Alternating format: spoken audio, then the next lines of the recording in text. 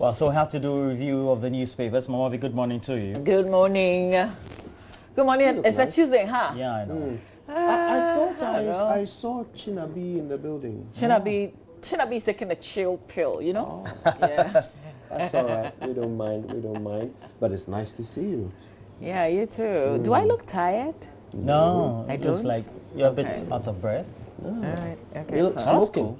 Hello. Yeah. Charlie, it's February, yeah? I know, right? It's finally happened, right? It's the month when you fall in love or you renew your love or I don't know, but it's the love month. Do you know, I'm excited Kojo will be with us later today. Yeah, I mean, I'm a big fan, always been. And you know, he did something very special for me. It was the birthday of someone. And Kojo sang. As in you're someone. And Kojo sang happy birthday to her in a voice note. And sent it Oh, to me. really? And I sent it to her and it blew her mind. She's like the biggest Kojo fan. You know, in and the she's world. your special person. It blew her mind. Oh my God! That's all Mama is interested in. I'm talking about Kojo. I'm even interested in that. Please don't be. Is the person I'm talking current about Kojo. or before or after? Well, the good news is I get to spend about an hour with Kojo Inchi on the show this morning. We get to spend time with Kojo Inchi today. So I'm going to put up a post on Facebook if there's anything at all you want me to ask him or if you want him to sing for ya. Just let me know. I'm told that he has a new one. And, a great new song featuring Stoneboy. Yeah. But you know... That makes two of my favorites. You know, our producer Eko and I paid a visit to Kewa once. As part of a little thing that we're doing. And Kewa has produced a new song for Kojo. I want you to ask him about it. Yeah? A song featuring Moogies from R2B. Okay. Oh my goodness. Yeah. You listen to it? I can't wait for that song. Ask him when. When is he releasing that one? I will. That's a good scoop. Beautiful, beautiful song. And you know, for legends like that, they always tend to have many compilations of songs they may either have unreleased or decided not to release. He promised he was going to use me for a music video. Oh, yeah, that hasn't happened. I should have to push him. Yeah, we need to I don't think you need to be pushed very hard, especially when he sees you looking not tired at all. Yeah. Well, we have to do review of the What is this? Let's do the paper. Yeah, definitely. You're not looking tired. Who will start? Just do the Daily Graphic. Daily Graphic newspaper front page. Graphic business launches quiz for business schools. $30 million cocoa processing factory inaugurated. Former Maslock boss denies causing financial loss to state. She was in court yesterday. Uneasy come at Tema Port over operation of new container terminal in July. Let's turn attention to the back page of the paper. Victims of ethnic conflict in Saboba receive relief items. Kenya Japan must stop speaking ill of our murdered son. That's Swali's family making that call. Center spread as Santahini calls for fair allocation of Ketia market stalls and stores. Hey, say it again. Ketia. What is slang bit too? There. So the Kizai for slang. Protect journalists against attacks, media owners told. Yeah, they must be told again and again and again. That's in the center spread of the Daily Graphic, guys. All right, I'll do the Ghanaian Times. And guys, if we have time, I'd love to talk about this particular story later. Media under scrutiny urged to stop misinformation and deliberate lies. And this is something that happened at a briefing for the press corps at Parliament. Jose Usu addressed them and said this very significant thing, which I'd like us to talk about later. Also, ex-Maslock CEO granted 5 million Ghana cedis bail. GJA calls for protection of journalists. Government to offer support to 3,000 young entrepreneurs for the next 3 years. And on the back page of the Ghanaian Times, flying start for satellite. They beat Burkina Faso 2-0 in the under-20 AFCON. And water for food production project launched at Fumesua. Have I said that right? Fumesua, in the Ashanti region. Picture of Dr. Usui Friakoto, the Minister of Food and Agriculture, on the back page. Hey. All right, so let's look at the Daily Guide newspaper. Has on the front page, Mahama girl grounded on 5 million Ghana cedi bail, passport seized. You have an accompanying picture of Sedina Tamaklo at Tionu. Other stories on the front page of the Daily Guide. NDC finds Ayawaso results. You have a picture there of the MP-elect Lydia Seyram Al-Hassan, and Nana Apia Mensah is making his continuous appearance on the Daily Guide front page. Men's Gold customers beg to see NAM1. We know that they've been on all this campaign. Now there's a whole association of the aggrieved customers of Men's Gold. Other stories on the front page of the Daily Guide. Vigil for kidnapped girls. We are democratizing development.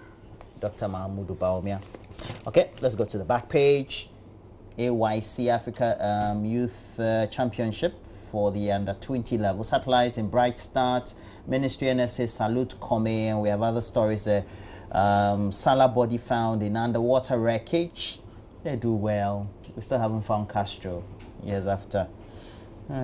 Before they are no more. And we have Kotakot returns home, and golfers celebrate and Cobra Lady captain. Center spread, and use one pull out of the Daily Guide. Family begs for money to fly Anoche Supremo home. And we have other stories there celebrating other Ghanaians and other things. Government is also expected to fund 3,000 young entrepreneurs. And this is a story put together by Abigail Oredu-Boateng. Okay, so those will be snipers of the stories on the center spread of the Daily Guide newspaper. Let's do the Finder. Okay, the Finder newspaper, front page. Center right ideology is the best. It unleashes productive capabilities and enhances welfare, according to Vice President Dr. Baumia. I spent a bit of time at this event yesterday at the Labadi Beach Hotel. I think it's continuing today. I had some great interactions that we will share with our viewers sometime. Increasing incidence of cancer worrying, according to First Lady. NDC sets up committee to clean register. Ghana Exim Bank to build 100 agric greenhouses this year. And GJA pursues justice for murdered investigative journalists. All right, the Daily Statesman has a few on the front as well. Banner headline, Jerry and Guzi fire Mahama over boot for boot comments. Full story on page 2. Gender Minister aids Cape Coast boy amputee aged 5. That's a story that we have been dealing with from the beginning. Gender Minister has stepped in with some help. Dufour and other Unibank owners sue Attorney General, and Ethiopia triples airport size for $363 million. Oh. Ghana gets one terminal for $278 million. I know you. We live on a different planet. And how much did it cost us to extend the resurface? The Kumasi airport 29 million. Yeah. There was more than that, wasn't it? I think it was in the hundreds of millions. No. The Kumasi airport, yeah. The runway and all that. And the lights. I remember. Are you asking because you want to, refund the money or something? You want to pay? I want to go into airport business, airport refurbishment business here in Ghana. Good luck.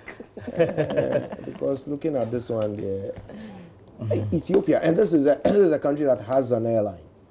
Okay, so they've got the Ethiopian Airlines. So they have an aviation sector that is really generating a lot of income for their country compared to ours. But they spent $363 million to triple the size of their airport. You don't know the materials that went into it, do you? Yes, maybe they used air. And you don't know where it came from. Maybe they used bamboo. You don't know how it was transported. Maybe they transported it from space. The labor cost as well. Yes, maybe. There's a lot that goes into these things, Maybe Hercules and Samson were on the construction crew. But Ghana, we got one terminal for $278 million. But boy, what a terminal it is, eh? Okay, that's the Statesman. So we have the Daily Dispatch newspaper has on the front page, Rawlings warns perpetrators. I also shooting update. It's inside the Daily Dispatch newspaper. We also have, as per the 2010 population census, 13 ethnic groupings in excess of 500,000 population sizes, and you get to find the illustration bar charts that's on the back page, crediting publication back in 2014 November for 2012 and 2016 elections, just by way of knowledge and guide. Still on the front page of the Daily Dispatch newspaper, Joe Gate seeks support for Ghana-Burkina Faso railway project. Well, we don't have the dough yet. So that we can bring more of the tomatoes. Well, I mean, it's also to make sure that we also get to commute, not only about all the things. But let's look at the front page of the Custodian newspaper. The Custodian newspaper has on the front page a number of stories. I won't apologize. Mahama tells critics of boot for boot dictum. And we also have JJ wants 2020 warmongers, and NDC attacks Peace Council chair clergy. You have a picture there of the Reverend Professor Emmanuel Asante, chairman of the National Peace Council, and the NDC's attack. That's a caption there. Front page of the Custodian. Other stories: ex-Maslock boss on 5 million Ghana cedi bail. And lest we forget, history of by-elections, and they do recount of all the bad things that have transpired in by-elections since the Fourth Republic started. Okay. All right. So those will be the stories that we have. Who wants to make a pick? Start, etc. Okay, let's start with this one then. This story about the media under scrutiny. It's on page 17 of the Ghanaian Times, and this is about a briefing that was done for a workshop, sorry, that was done for the Parliamentary Press Corps just yesterday. Okay, so Mr. Jose, who's the first Deputy Speaker of Parliament, addressed them, and he said that the media should be Ghana biased in their reportage. He said that bias must not be lended to the state when a citizen's rights is being abused by coercive powers of the state. So he tries to clarify. He says, look, be biased for your country, except when it's a matter of human rights. In that case, the state is already powerful, so speak for the people. But in all other circumstances, speak for the state. And particularly take the opportunity to make your country look good in comparison to other countries. Okay, so promote what is good about your country. But also he admonishes that a chunk of the report... oh, here we are. So he's saying that a lot of people rely... Oh, forgive me, I'm reading the wrong quote here. So he... let me tell you what he says, and then I'll find the quote while I'm saying it. So he's basically saying that, look, as the media, we have a responsibility to improve our capacity and do a good job. Because sometimes we are the source of misinformation and deliberate lies because we are not well informed or aligned. Okay, here is the quote. It says, regrettably, sometimes you become the source of misinformation and deliberate lies because you, the reporter, are not well informed or you are aligned. And I think that is absolutely correct. Now, so he's calling for journalists to speak the truth, but also to sell our country. And I'm just concerned about the fact that sometimes those two things are mutually exclusive. So you can only do one. All right? So if, for example, you want me to promote the tourism of my country, you want me to tell the world to come and visit Kakum. Meanwhile, Kakum is almost inaccessible because of the horrible road. I must tell the truth. Right? But I must also encourage people to come and visit Kakum and say, oh, come, you have a wonderful experience. I don't know, waist pain is not a wonderful experience. When you are sitting in a car to Kakum, it is not a wonderful experience. So, as a journalist, how do I promote my country while, telling the truth? So there is a certain responsibility on those whose job it is to make our country attractive to do so that I, as a journalist, will have a truth to tell when I'm promoting it to the world. So I think there are some responsibilities to be shared here. But I'll tell you one thing, though, that I think as journalists we must do more of. And interestingly, it was Charlotte Osei who said this. We went to interview her in her office once, and while we were just chatting while they were setting things up, She was telling us how she thinks the media are performing in Ghana. And she made a comment. She said, the job and responsibility, the first responsibility of the media is to protect state institutions. Now, I remember hearing this and thinking, I live in Ghana, where I'm a member of the Fourth Estate, and my job is to check state institutions and make sure they are doing the right thing. But if I'm supposed to protect them, how do I check and protect? But then she explained, and I realized what she's trying to say is that sometimes we even have to protect those institutions from the people in them. So if the person appointed to run a state institution is running it down, our job is to protect that institution by exposing that person. If an institution is doing a good job, our job is to protect that institution by promoting what good job they are doing. So the world sees it and support, or whatever support it requires for that institution to thrive is given. So at all times, whatever we are doing, our job when we are checking government as the Fourth Estate is to protect the institutions, not the people, but the institutions. So on that, I agree with Mr. Osei-Wusu that we must be Ghana-centric when we are doing our job. I think in addition to what you've said, yeah, it's true. They're not mutually exclusive. So you get to find that if you're practicing media or journalism, I feel, based on the experiences and the observations I've made, we always, if we see something that is white, we always want to see the blackness of that white. And I feel that over time, it makes us overall more negative than positive. And I also think that because of the paradigm or the state of our development, we need to be more positive in the reportage to also give hope to the masses to also tend to develop. And that saying also means that those who are elected into public office, are given responsibility in public office, don't tend to like the scrutiny oftentimes. And so that tends to blur the actions of trying to paint a good picture of our country, etc. So if we like to say that Ghana is a good country for you to come and do business, then we should be in a position to accept a reporter that says that Ghana is a place to do good business, but when you come in, for every service that you have to access, you have to pay a bribe. That paints Ghana black. In that same cover story that says that Ghana is a good place to do business. So those in public office and also the political elite need to accept that for every good thing that they want the media to paint about Ghana, there's always a side that is at variance to what is good in a normal society. And I think that when we accept that, we'll get to know that the media is not bad after all.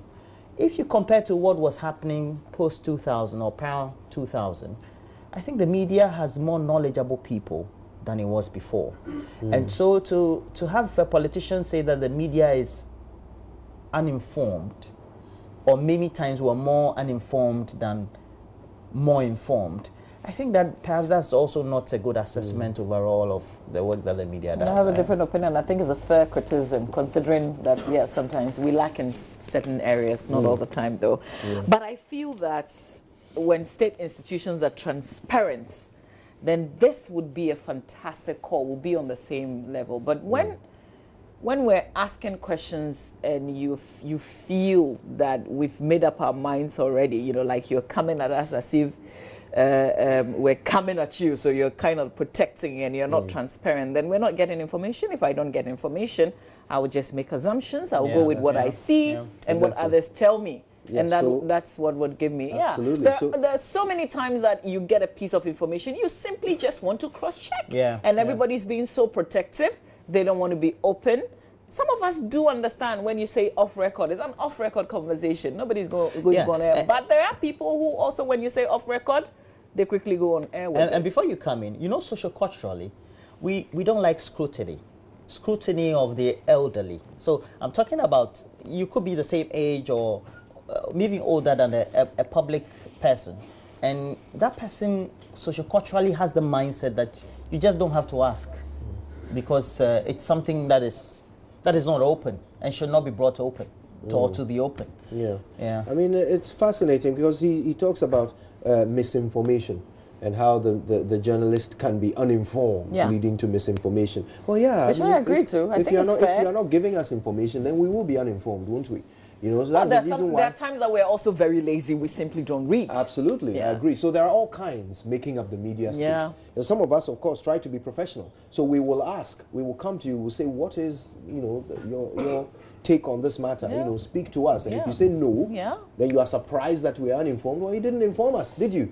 You know, so I think there should be a certain understanding of responsibility of those who are in some of these positions. We all have to come to the table with clean hands. Absolutely. Let's be open to each other. Yeah. Yeah, I think we have just about some time to do online. Yeah, so let's do online. So we have a couple of stories there. Victims of by-election violence deserve justice. GBA waits in. Hey, where have they been? Yeah, I remember in the days of the revolution, GBA used to be the voice of the voiceless, alongside, of course, the GJA. It's taken a while, right? I'm just thinking. Should they still be the voice of the voiceless? Have we not moved to a point where the media and other institutions can provide platforms for the voiceless? Is that perhaps not why the GBA is not as prominent in that role as it used to be? Well, so we have other stories there.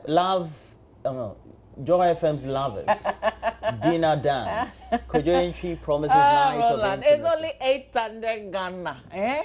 Stop saying the dinner and the lovers and the... It's the lovers dinner dance. It's only 800 Ghana cedis. Okay. And we already have him in the studio today, so please make sure that that doesn't make up for 14th.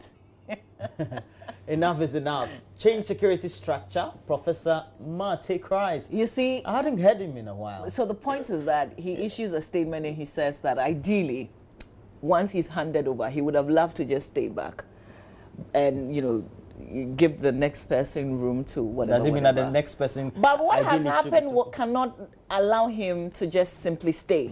See, that's why I was saying that. Maybe they used to have this promo on Asempa FM. Now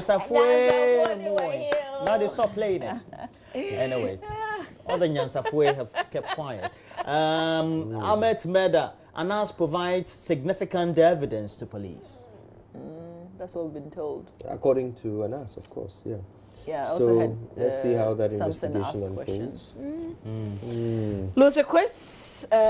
Lucy Quest retracts statement on GFA xylophone partnership. That's the vice chairperson of the GFA's normalization committee who was on the Super Morning Show yesterday. That's right. So she made the comment and then she afterwards said, retracted. Essentially. Register your business in 2 days. Don't use Goro Boys, Registrar General. Does the 2 days work practically? No, I hear that there's been a lot of changes. Let's test it. Let's give the system a test and see how it we'll go and simulate and see whether we'll get a business registered. Yeah. Show of support for pastor accused of fraud.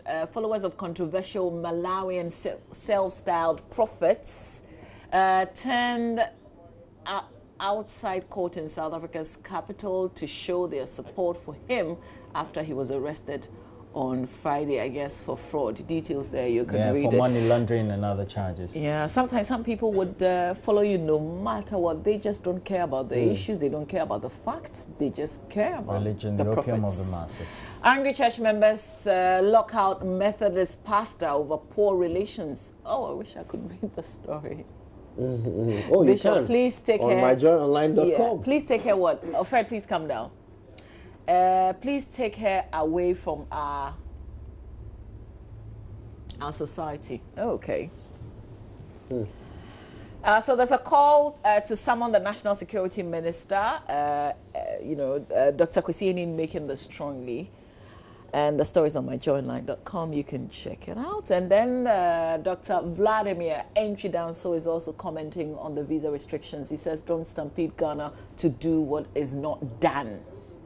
Yeah.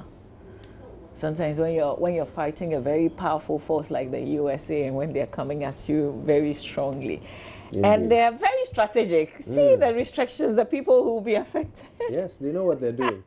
Well, let's see how it all pans out. Yeah, because they have to take their decisions. So, we're talking more about the visa restrictions By the way, today on I the was show. asking about the travel ban. Turns out they've lifted it. They lifted it sometime last year.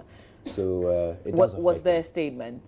No, but apparently Evans Mensah had an interview with a member of one of the deputy chiefs of staff. But there was no statement. No, there was no statement. When there was a ban, there was something like that, right? Yeah. All right. Interesting. They lifted it informally. Yeah. All right then. So sports is next.